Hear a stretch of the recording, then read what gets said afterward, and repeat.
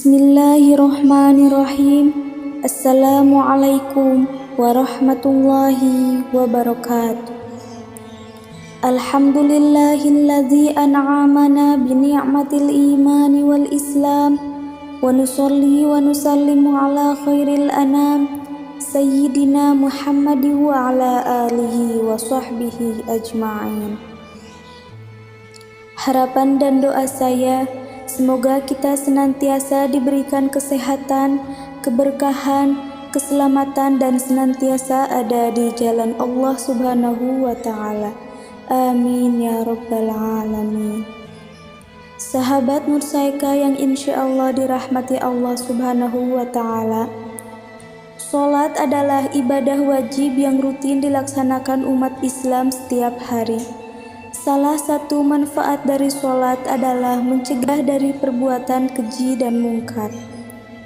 Allah Subhanahu wa Ta'ala menegur dan mengancam orang yang sholat, tapi hanya tubuh dan lidahnya saja yang sholat, tidak sampai ke hatinya dan tidak tercermin dalam perbuatannya. Allah berfirman dalam Quran Surat Al-Ma'un ayat 4-5 yang artinya, celakalah orang-orang yang sholat, yaitu orang-orang yang lalai dari sholatnya. Makna celakalah orang yang sholat adalah mereka yang lalai dari sholatnya. Lalu seperti apa bentuk lalai dalam sholat? Sahabat Nursaika yang insya Allah dirahmati Allah Subhanahu wa Ta'ala, bentuk lalai dalam sholat yang pertama adalah lalai hingga meninggalkan sholat. Lalai hingga meninggalkan sholat seperti mereka yang tidak pernah sholat sama sekali, atau mereka yang bolong-bolong sholatnya, dan mereka yang menunda-nunda sholat hingga keluar waktu. Nabi Muhammad SAW bahkan menyebutkan sholatnya orang munafik. Dia secara sengaja menunda-nunda waktu sholat hingga mendekati berakhirnya waktu sholat. Dari Anas bin Malik radhiyallahu anhu, Nabi SAW bersabda, itulah sholatnya orang munafik, duduk santai sambil lihat-lihat matahari, hingga ketika matahari telah berada di antara dua tanduk setan menjelang terbenam, dia baru mulai sholat dengan gerakan cepat seperti mematuk 4 kali, tidak mengingat Allah dalam sholatnya kecuali sedikit. Hadis riwayat Muslim. Yang kedua, lalai dalam bentuk tidak perhatian dengan rukun sholat sehingga sholatnya batal. Abu Hurairah radhiyallahu anhu menceritakan, ada seseorang yang masuk masjid dan sholat 2 rakaat.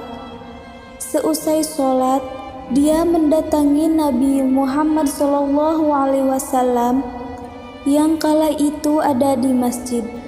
Namun Nabi Muhammad SAW menyuruhnya untuk mengulangi sholatnya. Beliau bersabda, ulangilah sholatmu karena sholatmu batal.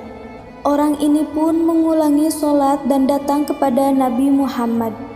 Tapi beliau tetap menyuruh orang ini untuk mengulangi sholatnya. Ini terjadi sampai 3 kali, hingga orang ini putus asa dan menyatakan, demi yang mengutusmu membawa kebenaran, aku tidak bisa melakukan sholat sebaik dari itu, maka ajarilah aku. Kemudian Nabi Muhammad SAW mengajarkan cara sholat yang benar kepada orang ini. Beliau mengajarkan, jika engkau mulai sholat, maka bertakbirlah. Kemudian bacalah ayat Al-Quran yang mudah bagimu, lalu rukulah dan sertai tumaninah ketika ruku. Lalu bangkitlah dan beriktidalah dengan berdiri sempurna. Kemudian sujudlah sertai tumaninah ketika sujud. Kemudian bangkitlah dan duduk di antara 2 sujud sambil tumaninah. Kemudian sujud kembali sambil disertai tumaninah ketika sujud. Lakukan seperti itu dalam setiap sholatmu. Hadis riwayat Bukhari dan Muslim. Yang ketiga, lalai dalam bentuk tidak melaksanakan penyempurna sholat. Allah memerintahkan agar manusia memperhatikan kerapihan pakaian ketika sholat. Allah berfirman, "Wahai anak keturunan Adam, gunakanlah pakaianmu yang indah di setiap memasuki masjid atau waktu sholat."